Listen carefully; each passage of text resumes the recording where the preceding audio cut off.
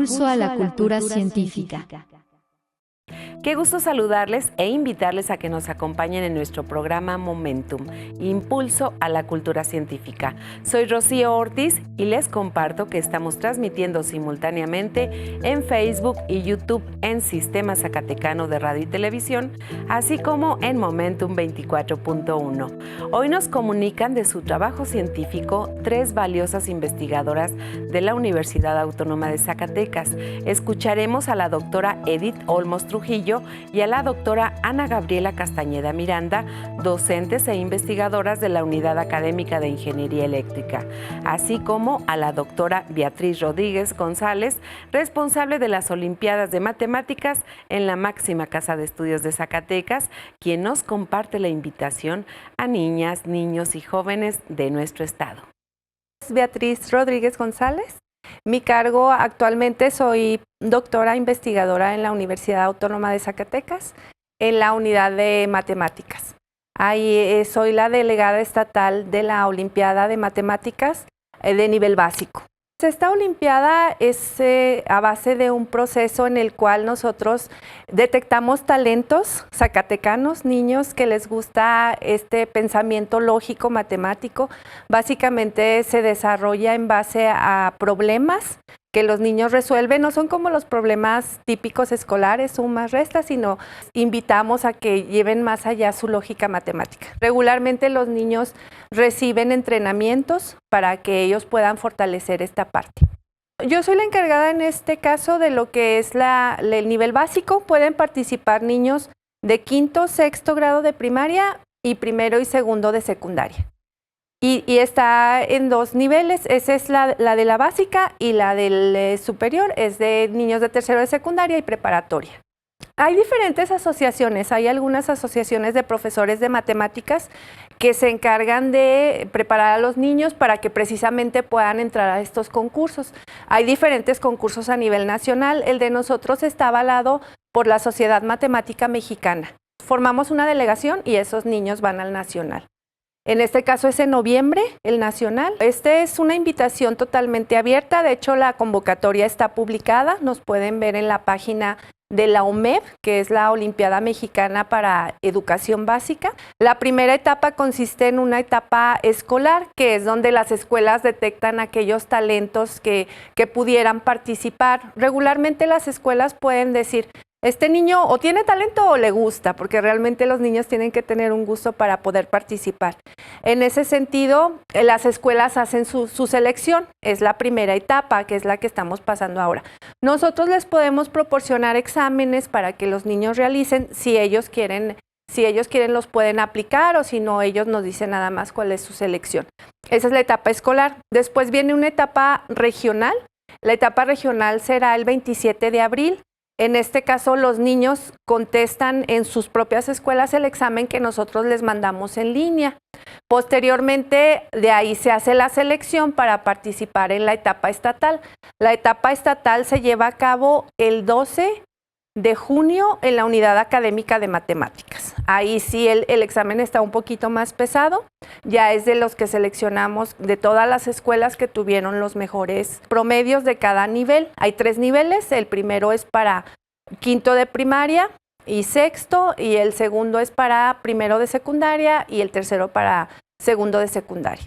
De hecho, está la convocatoria abierta, en la página todavía se pueden inscribir. Los niños, las escuelas pueden subir sus datos, los mismos papás pueden subir los datos, están ahí las ligas para que inscriban a los niños. Está abierto a todos los niños zacatecanos. Desde mi punto de vista es muy importante, sobre todo para desarrollar nuevos talentos científicos desde pequeñitos. No necesariamente los niños se van a dedicar a la matemática, pero les puede despertar esa parte de ellos que les guste la ciencia, desarrollarles este pensamiento lógico que les va a servir para todos los ámbitos en su vida. Yo creo que no nada más es la parte de la abstracción, sino que te ayuda en muchos aspectos de tu vida para que los niños pues posteriormente puedan obtener becas universitarias, de posgrado, etcétera. El saber que los niños o los adolescentes han desarrollado este pensamiento los hace buenos en muchos ámbitos. Entonces yo considero que es muy importante sobre todo en el desarrollo de los niños. Esto es totalmente gratuito. De hecho, por ejemplo, nosotros buscamos asociaciones a la universidad para que nos puedan apoyar, porque a nosotros las mayores dificultades que tenemos pues es llevarlos al nacional, porque hay que conseguir transporte, hospedaje, pues los niños tienen que comer y pues obviamente como son menores de edad los acompaña uno de los papás. Entonces el concurso, la entrada es gratuita, nosotros tratamos de gestionar por medio de la universidad el mayor recurso que se pueda para que los niños, independientemente de su nivel económico, sino más bien por sus capacidades, puedan participar.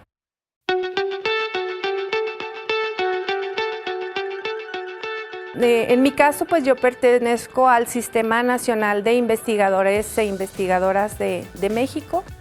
Ha sido una bonita experiencia, pero siento que todavía existe una brecha grande entre hombres y mujeres. Por ejemplo, al sistema, el 37% son mujeres y el restante porcentaje todavía es de varones. Y aunque se ha disminuido la brecha porque hemos incursionado más mujeres en este campo, pues realmente yo creo que el papel de la mujer sigue siendo un poquito más complicado. O sea, tenemos que hacernos cargo de los hijos, del trabajo, entonces en ese sentido se nos ha dificultado un poco más.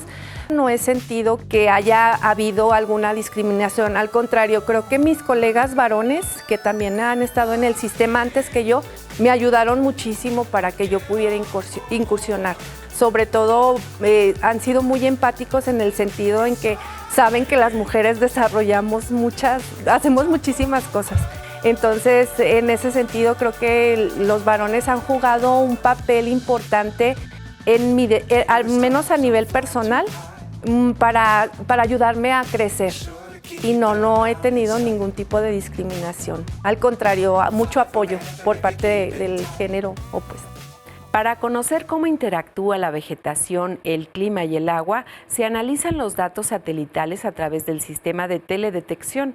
Este proyecto lo desarrolla la doctora Edith Olmos Trujillo. Mi nombre es Edith Olmos Trujillo y vengo de la Unidad Académica de Ingeniería, específicamente del programa de Maestría en Ingeniería Aplicada, con orientación en recursos hidráulicos. El nombre de mi proyecto y de lo que vengo a platicarles hoy es sobre los sistemas de teledetección, el análisis que se conoce como geoespacial y es específicamente los datos que se toman desde el espacio hacia la cobertura terrestre. Este proyecto surge a partir de entender cómo interactúa la vegetación, el clima y uno de los recursos más importantes que tenemos, que es el recurso hídrico, el agua. Entonces, el objetivo principal es estudiar áreas de territorio bastante amplias que nos permitan entender cómo interactúan y cómo se maneja el agua, cómo se va a representar a futuro, qué problemas pudiéramos encontrar, pero también qué soluciones le podemos dar a la gestión del agua. Este tipo de información se obtiene a través de algo que se llama satélites Landsat. Los satélites Landsat los sacó el Servicio Geológico de los Estados Unidos a partir desde 1990 por ahí, pero Landsat hay una cobertura que es por años. Por ejemplo, Landsat 8 saca imágenes cada 16 días y estas imágenes nos dan información, les digo, de cualquier parte del territorio, como es la cobertura. En este caso yo me especifico en lo que es vegetación y este tipo de datos nosotros lo transmitimos a información numérica. Para este estudio se analizarán datos desde 2014, esto primero porque tenemos información del satélite a partir del año 2013 y lo hemos estudiado hasta el 2022, pero se va a extender, vamos a hacer una proyección de datos hacia el 2030 para ver cómo se comportarían nuestros ecosistemas e identificar zonas de estrés hídrico. El estudio se va a llevar a cabo, se está llevando a cabo en todos los acuíferos centrales de nuestro estado, como son el acuífero Calera, el acuífero Benito Juárez, Jerez, el acuífero Chupaderos, entre otros. En este tipo de estudio se analizan algunas variables. Les comentaba que el indicador principal es la vegetación, pero también ahí vamos nosotros a analizar cómo es que se relacionan con patrones de lluvia, de temperatura y a su vez cómo esto podría repercutir en los acuíferos de los que les mencioné anteriormente. ¿Cómo nosotros obtenemos esta información y cómo la interpretamos? Suceden algunas cosas. Al nosotros descargar estas imágenes de satélite, las pasamos a un software especial. Los software especiales normalmente son sistemas de información geográfica. En estos sistemas de información geográfica, los datos de satélite se convierten de datos, específicamente lo que se conoce como bandas, que nos compone una imagen, los vamos a pasar a un procesamiento que se llama álgebra de mapas, y les decía que los números de bandas o de lo que compone una imagen en color, todas las propiedades geoespaciales que tienen, nosotros las convertimos con el álgebra de mapas y las vamos a pasar a datos numéricos y después las correlacionamos, es decir, las interpretamos con las otras variables como la temperatura, la precipitación, para ver cómo se va a comportar la vegetación en este caso. Estamos en la etapa de análisis y de conclusiones. Estamos observando que la vegetación es un excelente indicador, sobre todo para áreas semiáridas como lo es Zacatecas, y entonces estamos observando que los ecosistemas que más información nos dan sobre las áreas, por ejemplo, de recarga, vienen a ser los ecosistemas de matorral xerófilo. Estas áreas donde tenemos, por ejemplo, nopal, donde tenemos algunas plantas que tienen espinas. Estas áreas son las que más nos representan indicadores para zonas semiáridas, porque son ecosistemas muy resilientes hacia lo que es la falta de lluvia, por ejemplo. Y entonces también estas zonas nos indican áreas prioritarias para gestión, donde nosotros debemos de conservar estos ecosistemas para que se siga dando la recarga hacia los acuíferos, donde son objeto de estudio pues la investigación de la que hablábamos. Bien, este tipo de estudios son muy indispensables, porque aparte de que nos dicen qué tipo de ecosistemas tenemos que darle luz, un foquito rojo ahí de atención, también nos están mostrando los patrones que pudieran repetirse por ejemplo, les decía, a 2030. Entonces, se nos están marcando, hemos encontrado zonas prioritarias donde pudiera darse la mayor parte de estrés hídrico.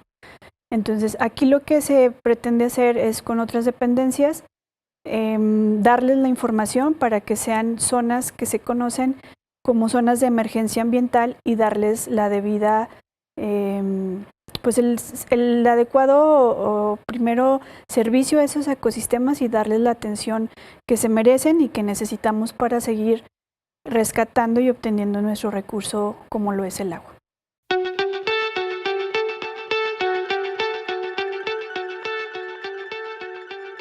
Bien, mi formación es como ambientóloga, soy licenciada en Ciencias Ambientales y después hice mi posgrado en lo que es Ingeniería Hidráulica y Ciencias de la Ingeniería. Personalmente es un área que históricamente ha sido muy específica para hombres, pero ahora somos más las mujeres que nos desempeñamos en esta área y formamos vínculos de investigación y colaboraciones con otras investigadoras e investigadores. Este tipo de investigaciones es relativamente nueva. Se relaciona mucho con lo que es la ecohidrología, que se desarrolló a partir del año 2000, y entonces son áreas de oportunidad porque el agua la encontramos en todo, la necesitamos para todo. Sin el agua no nos podemos desarrollar, y este tipo de investigaciones con herramientas como lo son las imágenes de satélite, los sistemas de información geográfica, nos permiten abarcar áreas de estudio mucho más grandes. Y si ustedes tienen curiosidad o la intención de saber cómo es que se hace específicamente estos proyectos, estos estudios, los desarrollamos en la maestría en Ingeniería Aplicada con orientación en recursos hidráulicos, ahí en Ingeniería 1 de la UAS.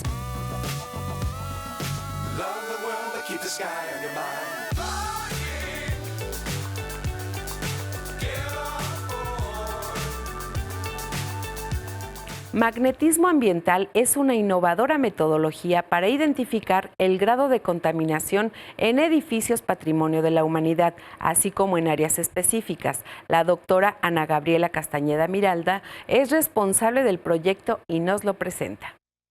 Yo soy la doctora Ana Gabriela Castañeda Miranda, soy docente investigadora en Ingeniería Eléctrica en la UAS. Yo trabajo con un área que se llama magnetismo ambiental, es un área muy nueva y en Latinoamérica somos pioneros. Esto viene del magnetismo de las rocas y conforme se pudieron crear campos magnéticos mayores, pudimos detectar partículas diminutas y mi tema de eso abarca es medir contaminación en agua, suelo, aire de forma rápida, eficiente y muy económica. Generalmente nos han dicho que lo magnético es aquel imán que vemos en el refrigerador. Y esto no es cierto. Todo lo que ustedes pueden ver a su alrededor es magnético, solamente que tiene diferente tipo de magnetismo. Es en sí cómo reaccionas a un imán. Entonces, si al aplicar un campo magnético, esas partículas reaccionan atrayéndose al imán, se le llama ferromagnetismo. Si al contrario, los espines se van al lado contrario y más bien las repelen, ahí tenemos un diamagnetismo. Y si aplicamos un campo magnético, como lo es con el aluminio o el cobre, y puede adquirir un campo muy pequeñito en dirección al imán, a donde estamos aplicando este campo magnético, se le llama paramagnetismo, es decir, diamagnetismo sería el agua, toda la materia orgánica, las hojas.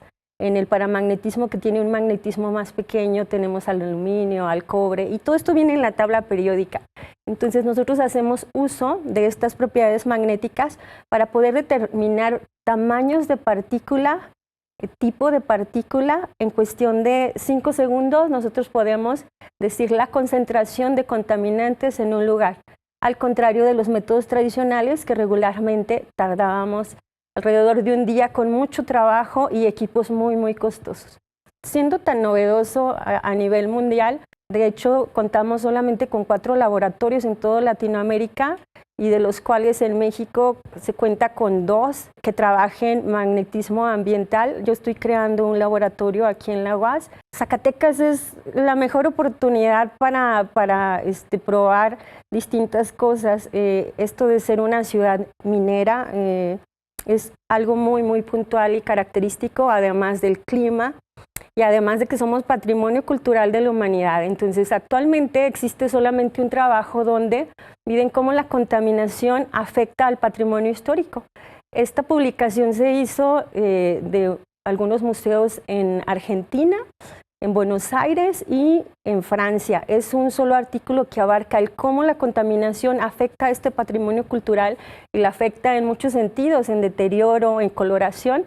Entonces estamos viendo esta gran oportunidad para ver cómo cuidamos el patrimonio histórico de Zacatecas. Lo que yo trabajo es precisamente eso, estoy midiendo contaminación mediante propiedades magnéticas. Estos métodos no destruyen aquello que nosotros estamos midiendo y lo estoy aplicando en museos. Actualmente trabajo en el Museo Goitia, en el Museo Rafael Coronel y en el Museo Pedro Coronel, además de estar trabajando estas ruinas, esta parte arqueológica que no se ha resaltado de Zacatecas, que son magníficas, que son las ruinas de la Camada. Si bien está en una zona súper natural, también tenemos esta contaminación que puede llamarse natural o antropogénica, la que viene por los hombres, que es con este clima tan seco y en este tiempo que son los incendios forestales. Entonces vamos a buscar formas de proteger nuestro patrimonio cultural. Para mí deben de ser proyectos completos, proyectos que tengan un carácter en investigación y que además tengan un aporte social, dado que nos debemos precisamente a la sociedad. El sueldo que yo recibo es parte de los impuestos que se les cobran a los mexicanos y yo creo que ya los proyectos científicos y más en países como México deben de ser enfocados a proyectos que tengan un impacto social. Y el primer paso es el monitoreo. El siguiente paso es poder dar una aplicación y acercarse a las dependencias que correspondan y hacer sugerencias sobre ¿Qué hacer para no perjudicar este patrimonio cultural? ¿Qué es lo que hemos estado haciendo? Nosotros ya actualmente estamos monitoreando todas las fachadas del centro histórico y, como les decía, dentro de los museos para proponer soluciones. Las soluciones en general son muy fáciles. Los árboles y la vegetación es una gran solución. Necesitamos que existan políticas públicas que impliquen que cada que exista una construcción en Zacatecas, esto implique árboles endémicos debido al clima que nosotros tenemos. Estos árboles no solamente van a proteger al patrimonio histórico-cultural, lo que van a hacer es crear un ambiente más agradable para la población. Es necesario y es urgente que se muevan todas estas normativas para cada vez que se construye algo, desde mis conocimientos poder aportar, y siempre me pongo a disposición de las dependencias que sea necesario para hacer sugerencias y plantear en qué lugar exactamente se deben de colocar, qué tipo de vegetación, y además informar a la población cómo beneficia este tipo de vegetación, no solamente en estos espacios, sino afuera de su casa. Es necesario tener conciencia que cada uno de nosotros debería de aportar vegetación a Zacatecas. Estos métodos tienen una característica muy puntual. Son métodos muy rápidos, como lo he comentado. Algunas mediciones en cuestión de concentración de contaminantes, tardamos alrededor de 5 segundos en poder determinar estas concentraciones. Son rápidos, son precisos y exactos. Tenemos una reproducibilidad por encima de la difracción de rayos X y actualmente pues sí, algunos equipos son muy caros, pero yo cuento con el apoyo de la UNAM, que generalmente ellos están apoyando en proyectos para poder equiparme aquí en Zacatecas, así como el mismo posgrado. Yo estoy en un posgrado de innovación tecnológica y este posgrado pues tiene que ver con la parte de mecatrónica, de software, y estoy en el lugar indicado porque ellos mismos están planteando construir los equipos para poder crear un laboratorio de muy buena calidad aquí en México. Hice 2 estancias postdoctorales en Argentina, en el Centro de Física Aplicada. Allá está la persona que para mí es la más fuerte que hay a nivel mundial, es el doctor Marcos Chaparro. Yo tengo una formación desde el doctorado, yo estudié en la UNAM y ahí estuve trabajando con el doctor Harald Bonnel, es un alemán, el cual aplicaba estas técnicas a otras cosas, y tengo pues bases desde cómo se hacen los equipos. De ahí hago yo 2 postdoctorados y estoy con el doctor Marcos Chaparro, el cual me enseña estas técnicas, las cuales pues ya están calibradas, son técnicas calibradas en donde se aplica el método magnético y el método tradicional químico a la vez. Y nuestro grupo, que se conforma básicamente por el doctor Marcos Chaparro, Harald Bonnel, un colombiano que se llama José Duque, y su servidora, que soy la única mujer en este grupo. Nosotros hemos estado calibrando estas técnicas, tenemos publicaciones en revistas indexadas que están revisadas por pares, y creo que en este momento podemos sentirnos orgullosos que somos los que vamos punteando en este tema, que es tan importante, es un tema muy importante, el monitoreo, y no solamente eso, sino buscar soluciones para la contaminación y para poder ayudar al planeta, dado que esto es una inteligencia ecológica. El cuidar al planeta es cuidarnos a nosotros mismos, cuidar nuestras generaciones y cuidar nuestra salud.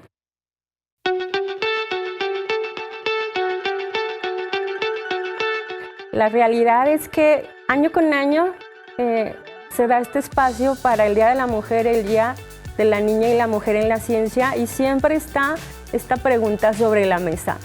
¿Por qué sigue habiendo un porcentaje tan bajo en ciertas áreas de las ingenierías como son software, mecatrónica y algunas otras? Podemos ver en nuestras aulas, yo como docente, 2 estudiantes mujeres y 28 estudiantes hombres. ¿Por qué siguen existiendo estos números tan bajos a pesar de que ahora la mujer se siente pues más empoderada, la mujer decide qué estudiar, podemos vernos en distintos ámbitos, cómo sobresalimos? ¿Por qué sigue habiendo estos números tan bajos? Y a mí me gustaría decirles que debemos de cambiar la pregunta. la pregunta debería de ser, ¿cómo se visibiliza todo este aporte de la mujer? ¿En qué momento se pierde todas estas jóvenes, niñas y mujeres que se ven, que puntean y se ven que ganan ciertos concursos? Y yo puedo decir que de las 2 mujeres que entran a ingeniería son las que se mantienen y no desertan. Y al final se vuelve un porcentaje un poquito más amplio, no porque entraron más mujeres, sino porque son las que se mantuvieron ahí. Yo creo que la pregunta debe ser, ¿se está visibilizando de la misma forma? ¿Se está teniendo en cuenta ciertos criterios? Y a mí me gustaría proponer no solamente dejarlo sobre la mesa, sino a las instituciones pertinentes, que así como en el deporte se hace una diferencia entre mujeres y hombres, y no porque seamos más o menos, o no porque la mujer tenga menos capacidad y haya que colocar 2 categorías, digamos, en un premio estatal de la ciencia, o digamos cuando se eligen quién va a ser el director. Yo creo que es necesario que se tomen en cuenta que actualmente no solamente en México, en Latinoamérica, a nivel mundial, la mujer es quien sostiene la vida y no tiene nada que ver con capacidades, tiene que ver con esta parte fisiológica donde las mujeres somos las que concebimos los hijos y que hay ciertas necesidades, por más que existan hombres que son muy buenos padres, nadie está hablando de estos criterios donde la mujer es la que sostiene la vida porque biológicamente así tiene que ser. Y no solamente eso, en las actividades diarias rutinales nosotros podemos observar a científicas destacadas que tienen su familia en donde la mayoría de las actividades o muchísima carga actualmente tiene que hacerla la mujer. Entonces, ¿cómo sería justo estar comparando carreras de hombres y mujeres?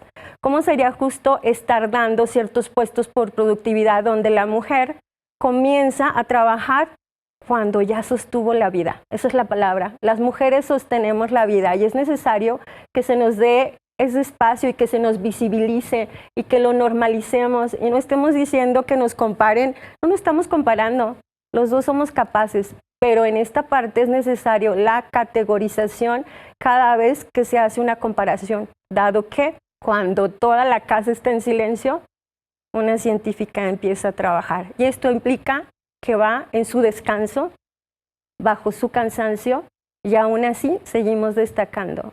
Muchas gracias. Gracias por acompañarnos. La información científica y tecnológica no termina, por ello los esperamos nuevamente el próximo lunes a las 10 horas y en nuestra retransmisión los miércoles a la 1 de la tarde.